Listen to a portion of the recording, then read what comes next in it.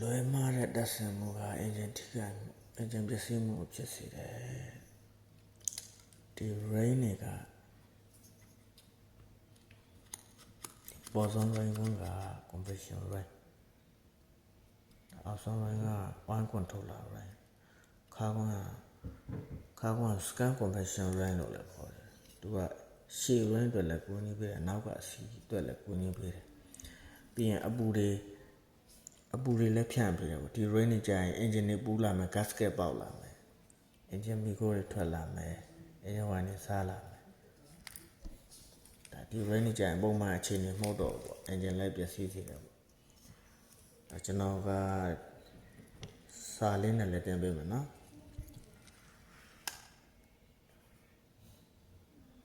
ဒီ rain နဲ့ဒီ slit နဲ့တခြားလောက်တာတီးမှာ engine တစ်ခုကကောင်းပါအသေးစိတ်ကတော့များလုံးတော့စာလေးနဲ့ပဲတင်ပေးမယ်သူက rain တက်တဲ့အခါမှာ120 degree ပေါ့120 degree ဆိုရင်ဒီလိုလာမယ်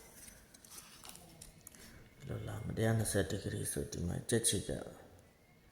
နိုင်လက်တန်နဲ့ဆို4နိုင်နေရလောက်ကြက်ချစ်ကတက်ရတယ်နော်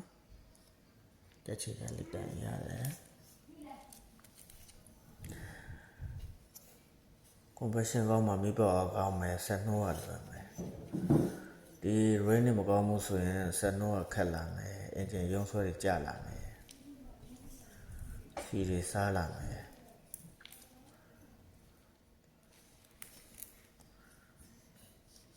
rain ကဒီသူ့ရဲ့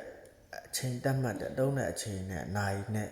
ဘယ်နှနိုင်တုံးပြီလဲအချိန်ဘယ်လောက်ကြာပြီလဲတုံးတာဘယ်လောက်ကြာတော့ပြီလဲဒီ rain မကောင်းတဲ့လက္ခဏာတွေပြလာရင်လဲတဲ့တယ်နော်လဲတဲ့နဲ့ slit တွေပြစလင်းနေစားနိုင်တယ်ပိုးပြီးမှ engine ကိုပျက်စီးနိုင်တာပေါ့ engine ခွဲတဲ့နေရာ rain နဲ့ချိန်ပြီးလဲမှဆိုရင်